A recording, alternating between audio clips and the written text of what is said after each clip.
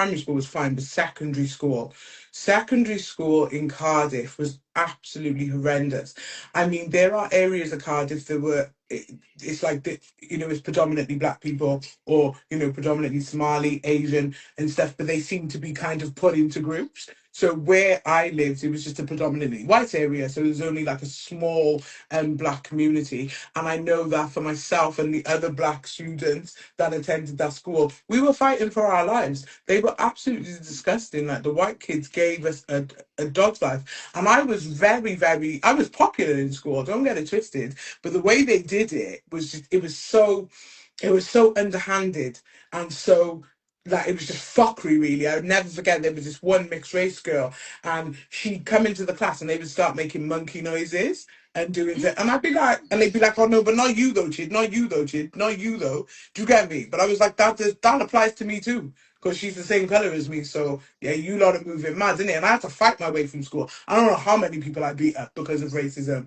I don't know how many, arguments I got into. I even remember there was one time we were in a history class and they do the whole thing.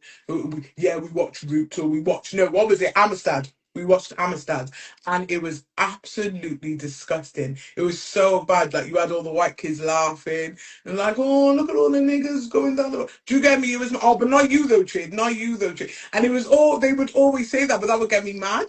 And then it was, but then I realised the time that it was, their parents were ignorant. It was learned behaviour, innit? And that's just what it is.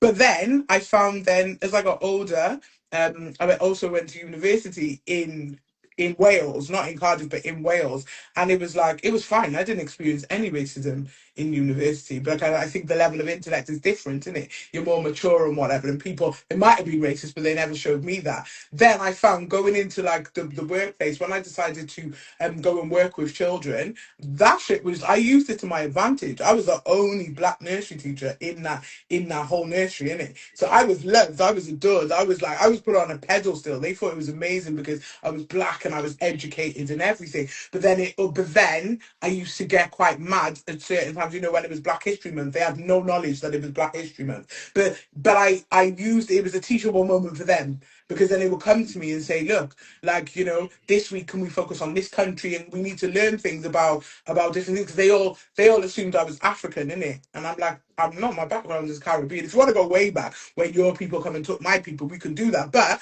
in hindsight, I'm actually Caribbean, but they wanted to learn. So it's been different. But I would say secondary school was the hardest for me. It was.